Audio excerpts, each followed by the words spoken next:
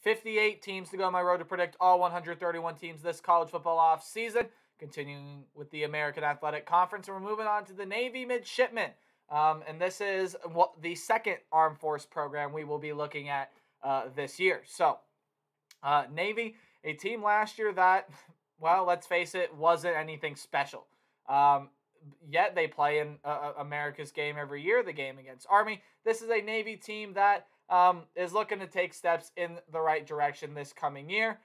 Maybe even get back into the bowl game realm back in the postseason. So will Navy find their way back into the postseason in 2022, or is this going to be a disappointing year for fans of the Midshipmen? What's up, Tailgaters? My name is Tailgate Nate, and welcome to my channel predicting all 131 teams this college football offseason. Guys, means I'm doing your favorite team. Hit the subscribe button, ring the bell so you know when that video gets uploaded. And to fans of the Navy Midshipmen out there, you guys are going to know this team a lot better than I do. So if you feel like I missed something, you want to add something, anything of the sort, leave it in the comment section down below, and I'll be happy to hear what you guys have to say. Let's talk about Navy in 2022. This is my 9th ranked team in the American Athletic Conference coming into the 2022 college football season. Last year, this team went 4-8. They were 3-5 overall in conference. Wasn't a particularly great year for the Navy Midshipmen.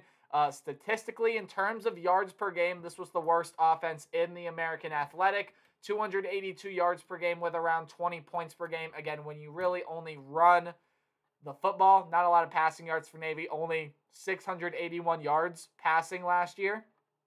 It's going to be difficult to squeak out some of those games if you can't work the triple option right. But with that being said, this defense was pretty solid last year in terms of not letting yards get given up, if that makes sense. They only allowed around 350 yards per game, but they gave up 28 points per game. So maybe want to reel in that scoring defense. Make sure that you really stop guys from getting in the end zone, and this offense has to improve. In order to be successful, for the most part, nowadays in college football, you need a pass game with a run game. You need to be threatened by that. Of course, Navy is a triple option style team. So we will see what happens with the Midshipmen this year, but triple option did not work out in succession for them a season ago. As we take a look at some of the talent that has gone off of this Navy team, Isaac Ruas, the leading rusher last year, with 641 yards, 5 touchdowns. You lose him. He is gone. Carlinos Asai, he is gone as well. 580 yards, 2 touchdowns. So you lose his production there as well. You also lose James Harris.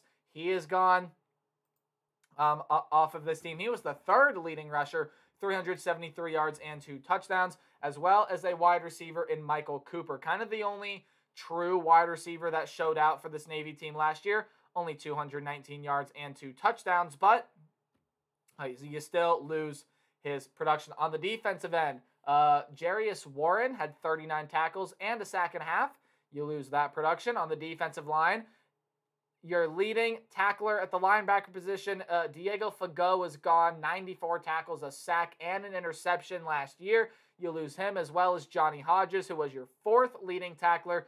50 tackles, a sack, 4 passes defended, and an interception for him a season ago. And then in the defensive back room, Jamal Glenn is gone. He was your 3rd leading tackler last year with 53 tackles, a sack, couple passes defended, an interception there as well. And then you also lose Michael McMorris. He is going to be gone off of the defensive side of the ball as well. McMorris had 50 tackles, 6 passes defended. The 6 passes defended led the team a season ago. So a Navy offense that loses its 3 top rushers from a season ago, which is what this team is built on.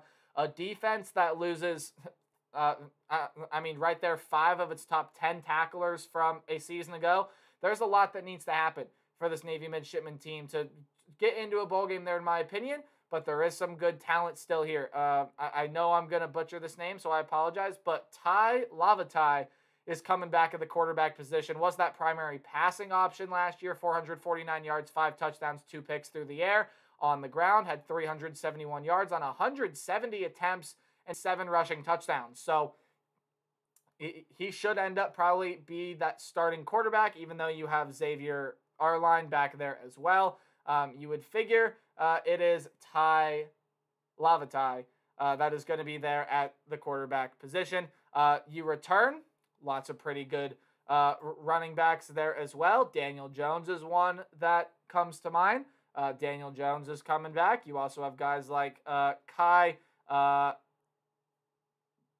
Paloa Rojas. I'm sorry, I had to figure out that. But Kai Paloa Rojas, I probably said that wrong, and I apologize.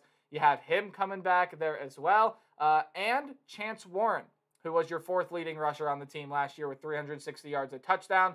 There are some other names that you could throw up on the board here as well. Wide receiver this year, if you want to look for a passing threat, probably going to be Hayden Umbarger, who was...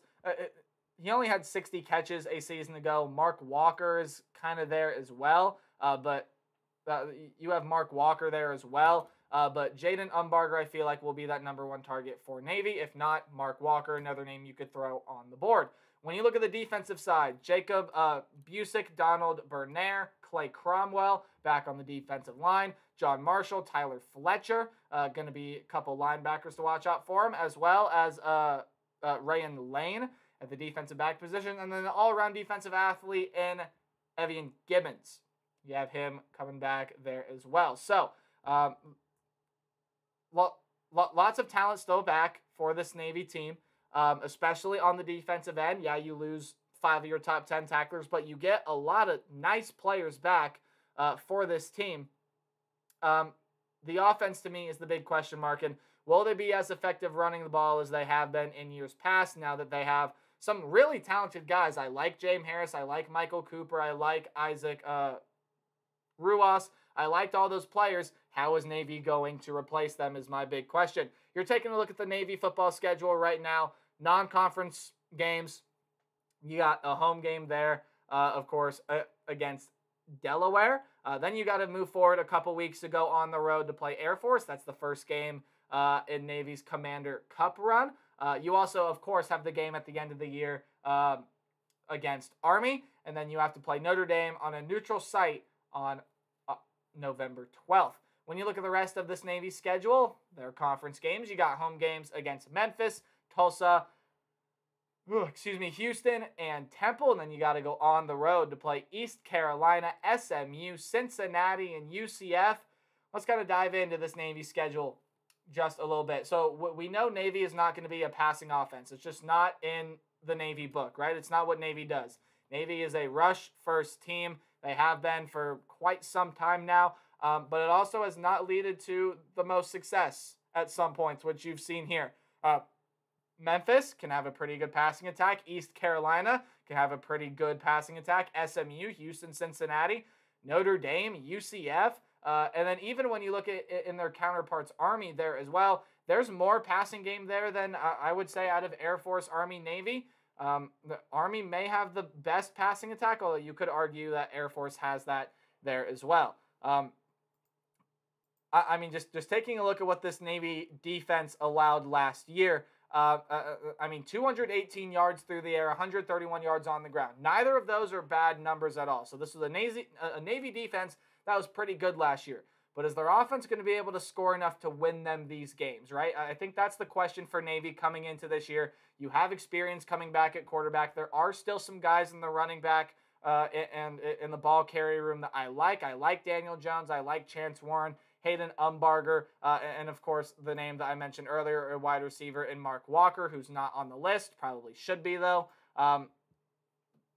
There are guys here at Navy that I feel like can have a really good season.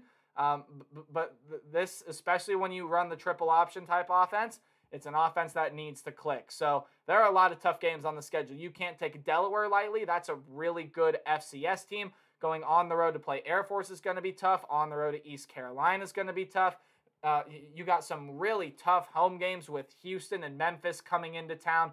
Notre Dame, still going to be a tough one, even though you got to go play them on a neutral site. And your road games in conference are just brutal. I've already talked about East Carolina. SMU figures to be a good team. Cincinnati made the playoff last year. UCF can win this conference this year. This is just flat out a hard schedule for the Navy Midshipmen.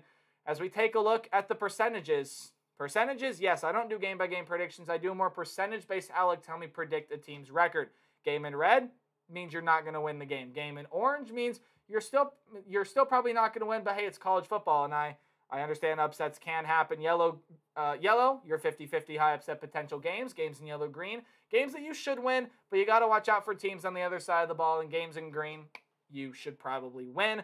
The Delaware game I have in yellow-green, I feel like Navy should be able to start off this year 1-0, but again, you cannot take Delaware lightly. That is a very, very good FCS team. When you look at the rest of their schedule, I have a lot of games in red. SMU, while you could probably put that game in orange, and it probably maybe should be in orange there as well, I put that game in red. I feel like SMU is going to be too good this year for the likes of Navy, but otherwise you just have 4 very tough games.